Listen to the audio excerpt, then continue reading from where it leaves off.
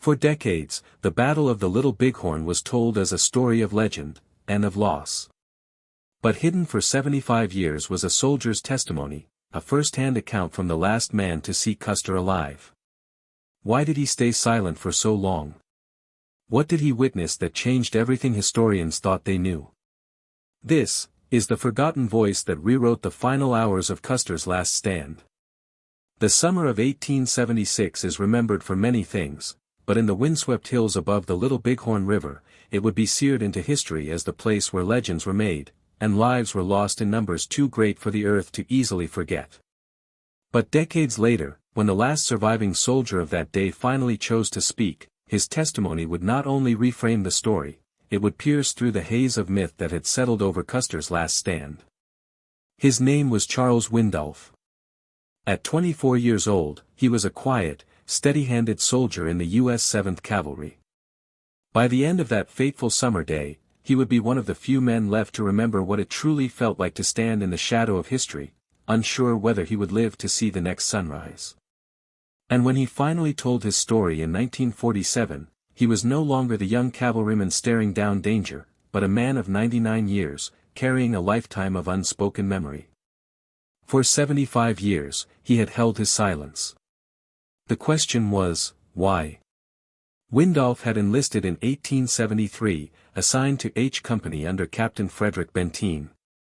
The 7th Cavalry was a regiment shaped by hard marches, long campaigns, and an officer whose name was known across the frontier, George Armstrong Custer. To the outside world, Custer was a figure larger than life, golden-haired, fearless, almost theatrical in the way he commanded. But for men like Windolph, there was a certain distance. He was inspiring, Windolph would later say, but not warm. Benteen, on the other hand, had the kind of leadership that men carried in their hearts. Windolph described him simply, the finest soldier and the truest gentleman I ever knew. Loyalty to Benteen would become a thread running through everything that happened at the Little Bighorn. On the morning of June 25, 1876, the regiment stirred early. Scouts had returned with reports of a massive native encampment along the Little Bighorn River, the camp of Sitting Bull and his allies. To some, this was simply another operation in a long campaign. But to those who truly listened to the scouts' words, there was unease. The camp was far larger than expected. That morning, Windolph made his way to Benteen's tent to ask for a simple favor, to swap his horse for a fresher one before the day's march. Instead, he found himself overhearing a conversation that would haunt him for decades. Benteen's voice was measured but urgent. "Shouldn't we keep the regiment together, General?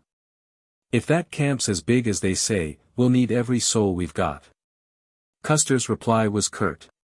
"You have your orders." Windolph froze, realizing he had stumbled into a decision point that would shape the fate of the regiment. He could not know then that 200 of his comrades would not survive the day. The separation was swift. Custer would take his column toward the north, Benteen was ordered to scout to the left. The men rode out beneath the harsh June sun, expecting perhaps 1,500 warriors, poorly armed, poorly organized, or so they thought. "We were wrong," Windolph would say simply. "Terribly wrong." Hours passed as Benteen's column wound through rugged hills, the heat pressing down on man and horse alike. There was no sign of the main enemy force, only empty land and the gnawing suspicion that something was amiss. By mid-afternoon, they came upon the burned remains of a small native camp, destroyed earlier by Custer's own scouts. Not long after, a lone rider appeared over the rise, galloping toward them. It was a sergeant from Tom Custer's company, carrying orders, "Big village. Be quick. Bring packs." The message was urgent, but Benteen made no immediate rush. As the sergeant passed through the ranks, he called out cheerfully, "We've got the enemy on the run." The mood among the men lifted, this would be just another victory for the 7th, the kind they had seen before. What no one realized was that somewhere beyond the hills, Custer's men were already in mortal peril. By the time they reached a vantage point overlooking the valley, the sound of battle was unmistakable, sharp cracks of rifle fire, the faint shouts of men, and the answering war cries rolling across the air. Below, the massive camp stretched for nearly a mile along the river, teeming with life and movement. And to the north, on a distant hill, soldiers could be seen in desperate combat. It was Major Marcus Reno's detachment, fighting for their lives. Without hesitation, Benteen ordered his men forward. Windolph would never forget what he saw on that hill. The survivors were disorganized, frightened, men who had just witnessed dozens of comrades fall. It was only the grace of God and the bad aim of the warriors that kept them alive, he said later. They dug in, forming what would become known as the Reno Hill position. Ammunition and food were brought up from the pack train, but one question hung in the air like smoke over a battlefield: where's Custer? As the hours dragged, Windolph noticed the enemy warriors in the valley seemed to be shifting northward. He told himself that Custer must have begun his attack there. But no word came, only the distant, fading echoes of gunfire. By late afternoon, Captain Thomas were pushed ahead toward a high point to the north, later called Were Point, in hopes of spotting Custer's force. Windolph and the others followed, but they hadn't gone far before scouts raised the alarm: warriors were closing in fast. Lieutenant Edward Godfrey's C Company threw up a quick defensive line to cover the retreat back to Reno Hill. It was a frantic withdrawal, the kind where every moment feels like it could be your last. Back on Reno Hill, Windolph saw the flaws in their position immediately. The hill gave them no real cover. To the east, a higher ridge allowed enemy sharpshooters a clear shot. They piled up whatever they could: boxes, saddles, even sacks of hardtack, anything to give the illusion of safety. That night, the hill was encircled. Bullets and arrows came in from every side, unrelenting. The warriors never mounted one massive charge, instead launching smaller, constant attacks that kept the soldiers from resting or thinking. As darkness fell, the sounds from Sitting Bull's camp below carried up the hill, the steady beat of drums, the flicker of firelight, but not enough to drown the cries of the wounded. Windolph later said, "We felt terribly alone on that dangerous hilltop. We were a million miles from nowhere, and death was all around us." For more hidden stories where history meets mystery, subscribe to Natives Untold. The night of June 25, 1876, settled over Reno Hill like a suffocating shroud. There was no moon, only the faint, ghostly glow from the fires in the valley below, where Sitting Bull's encampment pulsed with life. Drums beat in slow, deliberate rhythm, the sound carrying up the slope and into the ears of men who knew sleep would not come. Windolph crouched low in the shallow scrape he and his friend, Private Julian Jones, had been digging since sunset. They'd used knives, spoons, even tin cups to claw at the dry earth, desperate for a little more protection from the bullets that had already claimed so many. It wasn't much, Windolph would later say, but it was enough to make you feel like you had a fighting chance. The air was thick with the smell of sweat, gunpowder, and fear. Every so often, a shot would crack from the darkness, a bullet whining overhead or thudding into the makeshift barricades of saddles and ration boxes. The warriors were out there, moving, watching, probing for weakness. In the quiet moments between the shots, the soldiers whispered among themselves. Most were wondering the same thing: where is Custer? Hours passed in that uneasy limbo, until just before dawn, tragedy struck. Jones had stood to shrug off his heavy overcoat when a sharp, almost casual pop sounded from the ridge. He collapsed without a word. Windolph, stunned, saw at once the bullet hole through his chest. "Shot through the heart," he muttered, almost disbelieving. A wave of gunfire followed, splintering the wood of nearby rifle stocks, tearing through boxes, kicking dirt into their faces. Windolph returned fire blindly toward the ridge, the anger hot in his chest, his hands moving on instinct. But when the firing stopped, the silence felt heavier than before. The company surgeon knelt beside Jones, already knowing there was nothing to be done. He turned to Windolph, asking if he'd been hit. "No," Windolph replied automatically, until the surgeon told him to check his shirt. When Windolph pulled his hand back from his chest, it was slick with blood. A bullet had grazed him, the pain hidden under a flood of adrenaline. It was just a flesh wound, but Windolph refused treatment. "Save it for the men who really need it," he told the doctor.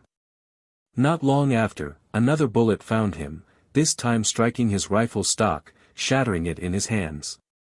Splinters of wood and shards of metal cut his fingers, but he didn't hesitate in grabbing a replacement weapon.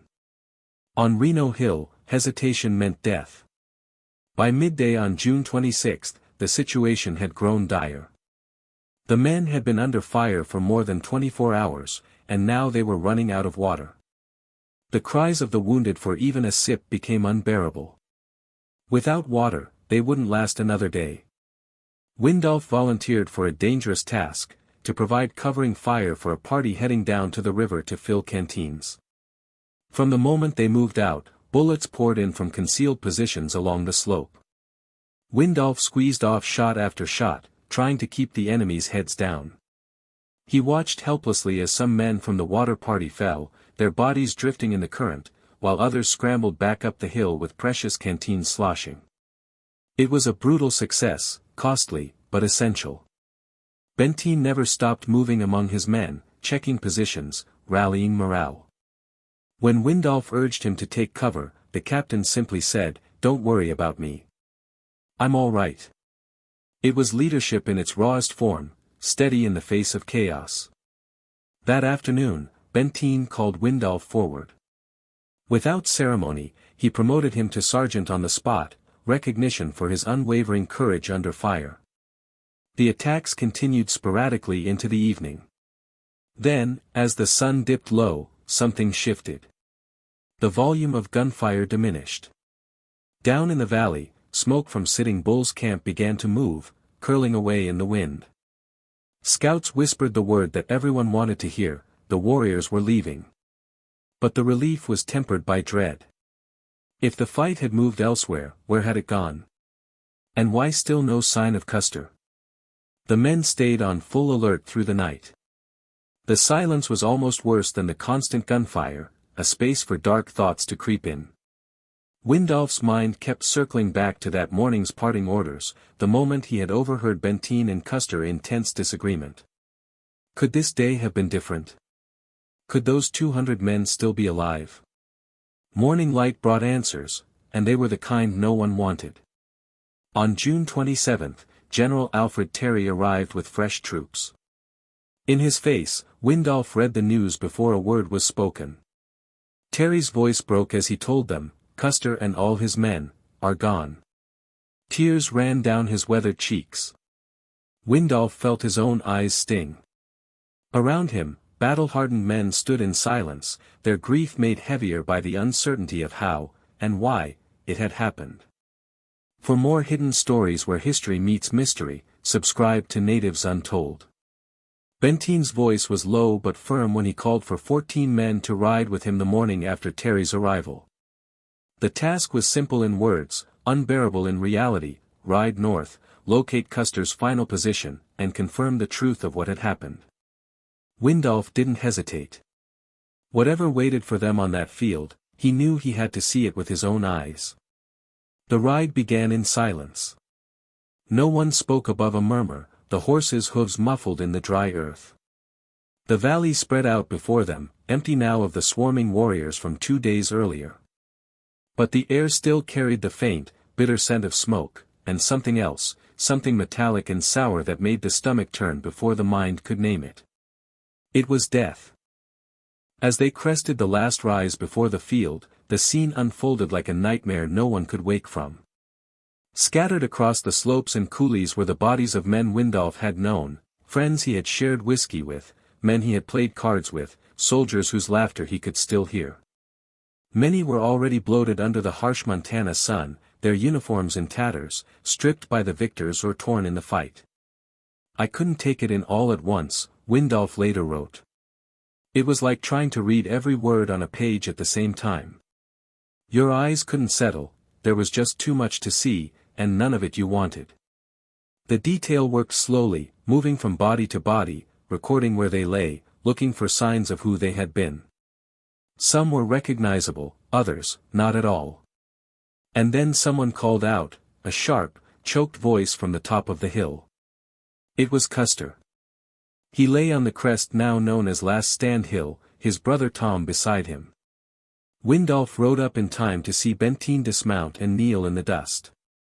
Custer's face was oddly peaceful, the reddish hair matted with dust, his buckskin jacket stained dark. The bullet wounds, one in the chest, one in the temple, were the only clear signs of the violence that had ended him. There were no speeches. No ceremony. Just a quiet, grim acceptance that the legend was gone.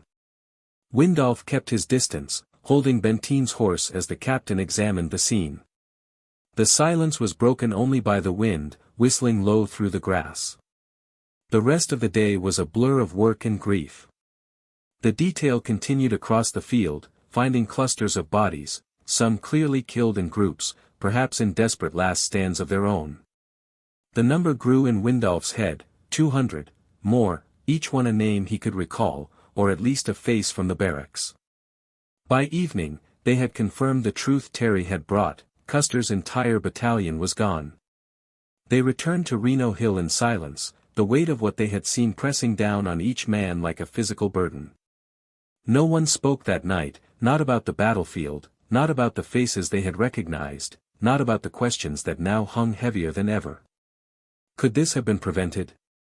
Had Custer underestimated the size of Sitting Bull's village?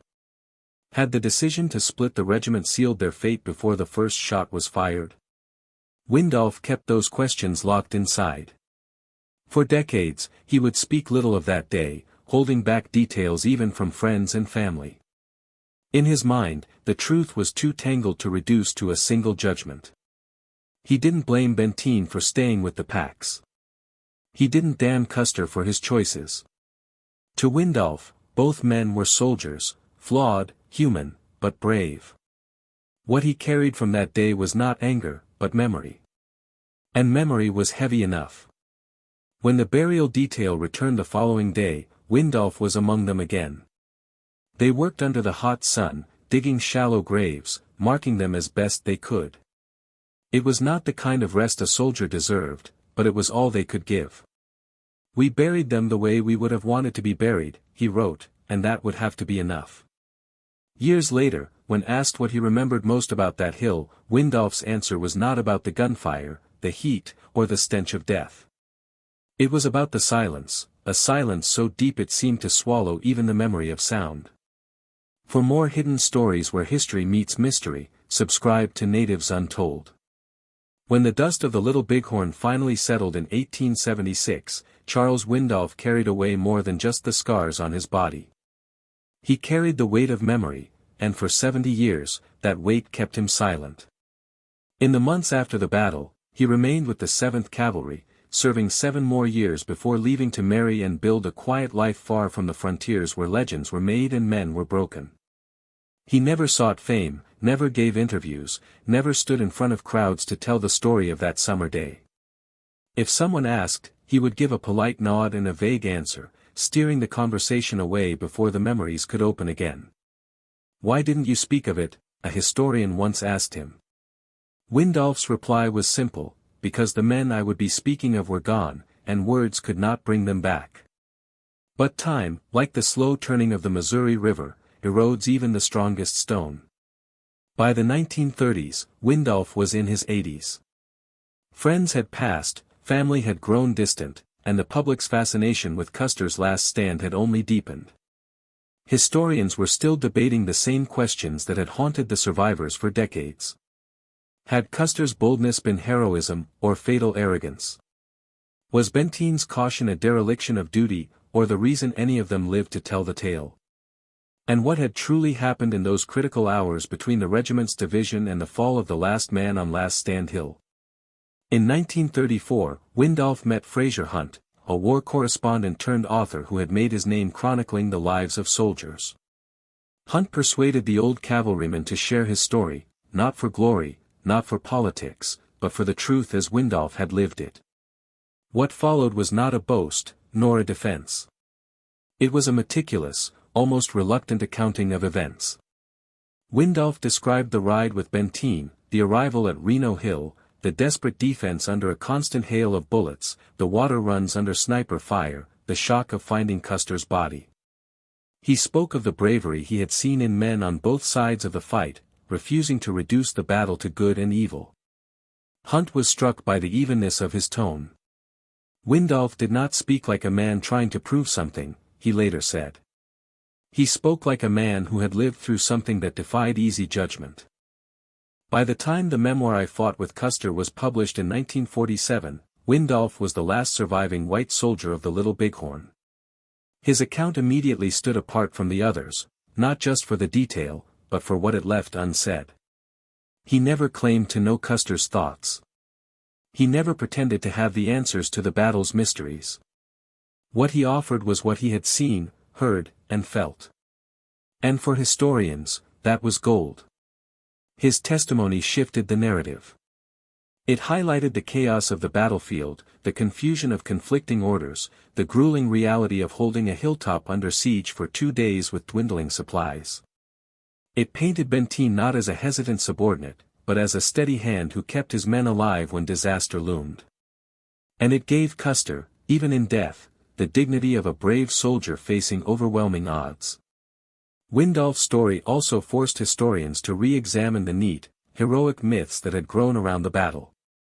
The truth, as he told it, was far messier, full of split-second decisions, incomplete information, and the simple, stubborn will to survive.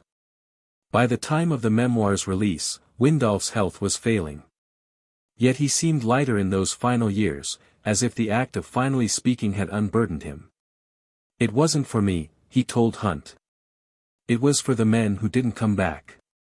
3 years later, in 1950, Charles Windolph passed away at the age of 99. He had outlived every comrade who fought beside him that day in June 1876. His obituary listed him as a Medal of Honor recipient, a husband, a father, and the last link to one of the most scrutinized battles in American history. Windolph's voice, preserved in his own words, remains the steady drumbeat beneath the swirling debates about Custer's last stand. It is not the voice of a man looking for a stage, but of a soldier who bore witness and, finally, chose to speak. And for those who still seek the truth of that day, it is a voice worth listening to. For more hidden stories where history meets mystery, subscribe to Natives Untold. When I Fought With Custer hit the shelves in 1947, it landed like a stone in still water, sending ripples through the community of historians, military analysts, and enthusiasts who had spent decades dissecting the Battle of the Little Bighorn. The battle had long been wrapped in the gauze of myth. For some, Custer was the brilliant tactician cut down by overwhelming numbers. For others, he was the reckless commander whose ambition cost the lives of his men. For nearly 70 years, the debate had been kept alive by fragmentary reports, conflicting survivor accounts, and speculation layered atop speculation. But now, here was the last living soldier from that field, speaking with the clarity of someone who had no agenda but the truth as he had lived it. Windolph's account immediately challenged some of the more romanticized versions of events. He confirmed the tension between Custer and Benteen that morning, a brief but telling exchange that revealed how divided the leadership truly was at a critical moment. He detailed how orders were relayed in the field, not as precise directives, but as hurried messages carried by exhausted couriers, often open to interpretation. One quote in particular electrified readers: "It would be easy to say we were only thinking of glory. But most of us, plain soldiers, were thinking about how good a cold bottle of beer would taste right now." It was a reminder that these were not marble statues or textbook heroes, they were men, dusty, sweating, and human, facing a situation they could not fully see or control. Military scholars pored over the memoir, diagramming Windolph's recollections against known troop movements. Some argued that his account vindicated Benteen, showing him as the man who made the hard choice to defend Reno Hill rather than charge blindly into Custer's fate. Others saw in Windolph's words a subtle criticism of the way the regiment was divided, exposing a fatal flaw in Custer's decision-making. And then there was the mystery, the one even Windolph could not resolve. What exactly happened to Custer's command in those last desperate minutes?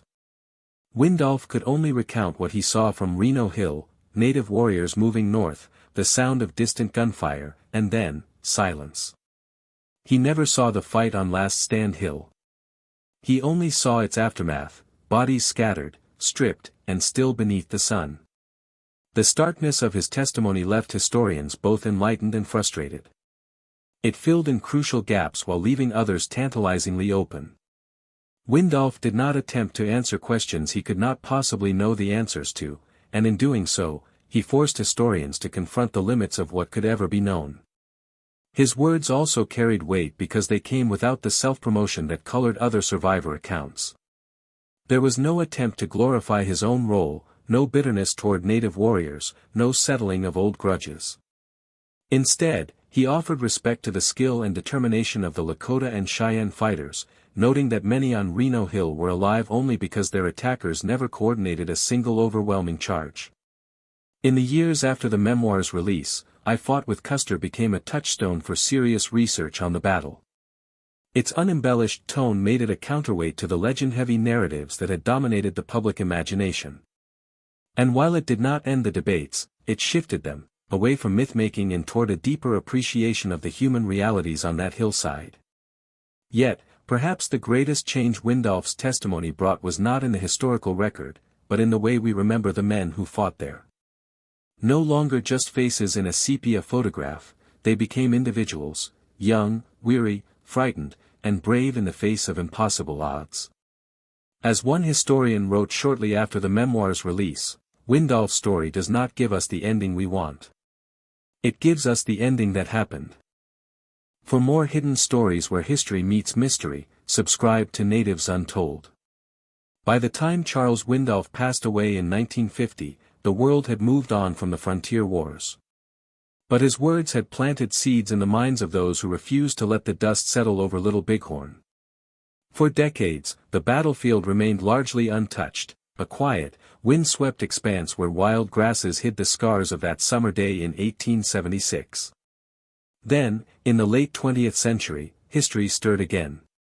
Archaeologists, armed with new forensic techniques, descended on the hills where Windolph had once stood, spade and metal detector in hand. What they uncovered didn't just confirm parts of his story, it reframed them. The ground itself seemed to speak. Fused metal fragments from rifle barrels, hundreds of spent cartridges, shattered buttons, and personal effects told a story of chaos, of running fights, and desperate last stands. Ballistic analysis revealed that the native warriors were armed with far more repeating rifles than the army had assumed, weapons capable of firing far faster than the single-shot carbines the 7th Cavalry carried. Windolph's remark about the bad aim of the warriors at Reno Hill began to take on a different weight. Perhaps it wasn't poor aim at all, but the sheer volume of fire, the psychological shock, and the confusion of fighting in a siege where cover was scarce and danger came from every direction. The digs also unearthed eerie confirmations of Windolph's recollections. The position of cartridge casings on the southern slope of Reno Hill matched the spot where H Company had thrown up their improvised barricade of saddles and food crates. Nearby, shallow depressions, barely more than scrapes in the earth, aligned with where soldiers had dug in with knives and tin cups, just as he described. But the most haunting find lay miles north, on Last Stand Hill. There, clusters of cartridge cases and dropped weapons showed where Custer's men made their final firing positions, shrinking inward as they were overrun. The battlefield's layout suggested a rapid collapse, not the prolonged, dramatic last stand of popular lore. And yet, even the science could not fully explain the decisions that had led them there. Why had Custer divided his forces in the face of a vastly superior enemy? Why had Benteen not ridden to him sooner? Windolph's testimony still hung in the air like a riddle, a voice from the past reminding us that some truths may never be fully known. Modern historians began comparing the archaeological record with Windolph's memoir line by line, treating his recollections as a primary field map for interpreting the battle. Time and again, the soil and the soldiers' memory agreed. When he said the men were low on water by midday on the 26th, the diggers found canteens clustered near the river approach, a spot marked by an unusually high concentration of bullet impacts. When he described the native warriors moving north before Custer's column vanished from hearing, the distribution of artifacts suggested that large groups of fighters had indeed shifted positions, sealing off Custer's route. One researcher summed it up in a way that felt almost like an epitaph for the last witness: Windolph may not have seen Custer fall, but the ground says he was looking in exactly the right direction. As the decades passed, the debate shifted yet again. The question was no longer just what happened, it was how do we honor it. Should the battle be remembered as a cautionary tale of command decisions gone wrong, or as a testament to human endurance in the face of overwhelming odds? Windolph himself, if he could have answered, might have said both. Today, walking Reno Hill at sunset, the wind still carries the low rustle of grass against stone. The markers stand where the men fell, white against the green, each one a reminder that history is never just dates and names, it's choices, consequences, and the unshakable presence of those who were there. And somewhere, in the quiet, you can almost hear an old soldier's voice, steady and unvarnished, telling the story one last time. For more hidden stories where history meets mystery, subscribe to Natives Untold. In the end, Charles Windolph was not a general, not a man of fame or politics, just a soldier who survived when so many did not. And yet, his story would outlast the official reports, the polished military narratives, and even the myths that Hollywood built around Custer's last stand.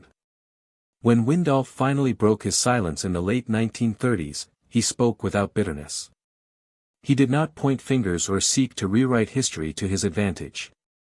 He simply told it as he remembered, the dust, the heat, the screams, the confusion, the quiet moments when a man's mind turned not to glory but to the taste of cold water, or the sound of a comrade's voice in the darkness.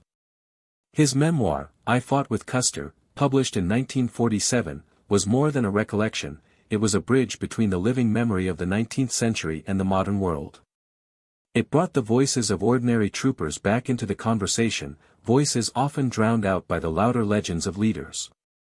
By the time of his death in 1950, he was the last surviving white American veteran of Little Bighorn.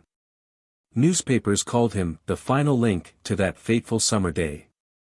Yet those who had met him knew he was more than that, he was the keeper of moments no one else could confirm, moments that could have been lost entirely if he had not chosen to speak. Today, his words remain etched into the fabric of battlefield history.